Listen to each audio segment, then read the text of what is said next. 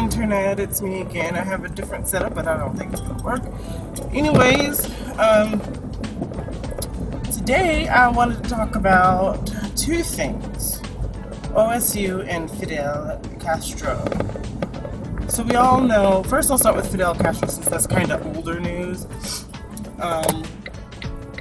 Fidel Castro died, and some of the reactions that I heard from people, particularly on the left, were astonishing.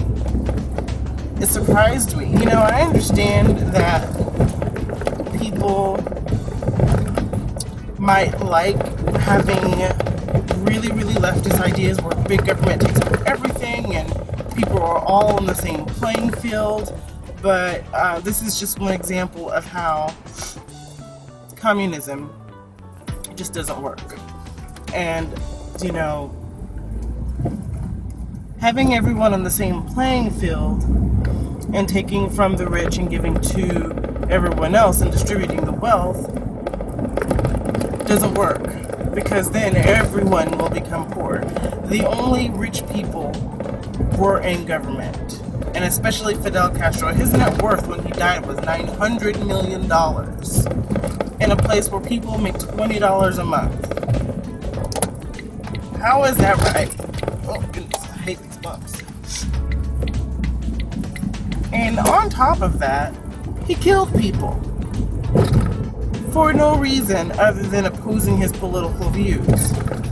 Now, say we were in a Fidel Castro state of mind here in the US, and all these protesters, you know, burning the flag, messing up property, saying not my president, and burning effigies of Trump and things like that. Let's say that was punishable by death.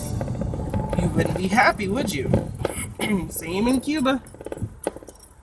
Same in Cuba with Fidel Castro. Now you can say he's a revolutionary leader all you want to, but the only thing that he was revolutionary in was killing people and oppressing people in a revolutionary way, I guess. I guess you could say he was revolutionary in that. So I don't know why people were having this idea that Fidel Castro was this okay guy and he has some questionable views and actions. No, the guy was horrible, and he does not deserve any praise whatsoever. None. And neither does Che Guevara. Or Guevara, whatever, I don't know what his name is. I don't know how to pronounce it. Anyways, another thing that I really wanted to talk about, because Fidel Castro, that's not really old news, you know, he's still dead, it's great, but the whole OSU incident, the terrorist attack, and the media being so quick to jump the gun about calling it gun violence, and a push for gun laws and gun safety, that does just not make sense to me at all. Why would you just push for something that, you know, it disproves your point? The whole situation disproves your points on gun regulation. Some terrorist comes to the OSU campus, runs over a bunch of people, and starts to stab them. You know, in Palestine, sorry, I'm from Texas, I say Palestine sometimes.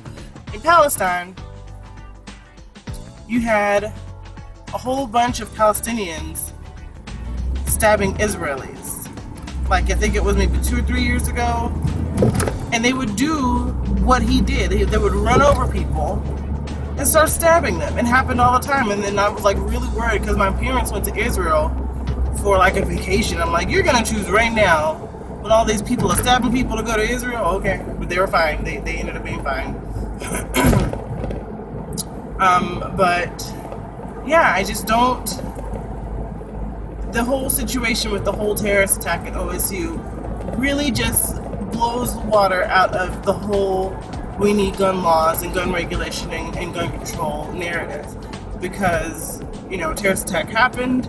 It was bad, but it was stopped by a good guy with a gun. And that's what the right has been saying this whole entire time.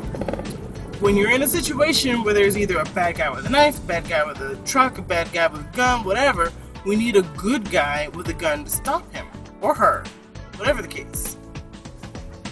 So, if it were not for that cop that shot that terrorist, there would have been, I think, casualties in stake, because they said as soon as it happened, they took action. They didn't wait around, to see, oh, what is this? What's his ethnicity? So we don't get, letters from angry, Black Lives Matter or whatever the case may be, claiming that we're racist. No, they just took action. They didn't care what his skin color was or what his ethnicity was. He was stabbing people. So they shot him. So that cop, whoever he is, he's a hero. A really good hero. So I've seen tweets from, it blows my mind how you can justify, this terrorist doing, I don't want to say it's justification, but they try to say it was about race and how the cop was racist and stuff like that, and they're trying to question his motives and stuff like that. How about he was just trying to do his job? He's a cop. He's supposed to protect and serve. He protected us by killing the terrorist, and he just did his duty to the public, so he served us well. So what's the deal? So the whole narrative that, some of the left, I don't want to say all, but some of the left, especially in the mainstream media, I'm really sick of, and that is why Trump won. Because we can see through you. People are getting woke, okay? People are getting woke on this whole mainstream media narrative. Just believe what you want to hear. All these police shootings that happened 10 years ago, are not relevant. The ones recently, those are the ones that you need to pay attention to. Blacks been getting shot up by cops left and right 10 years ago, but you didn't hear us complaining about it until now. That's because the media told us we need to worry about it all of a sudden. Who knows why? I don't know.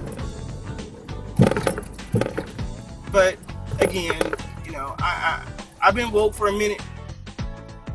As soon as I got woke, I was like, you know what? I don't want to pay for this TV no more. This was about almost 6 years ago.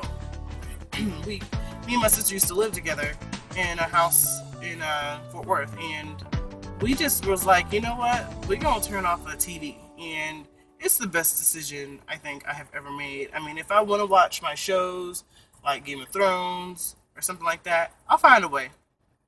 But I'm just sick of the media's lies. I'm sick of being told what to think, what to do, how to feel. I'm tired of it. And I encourage you to do the same. Unplug.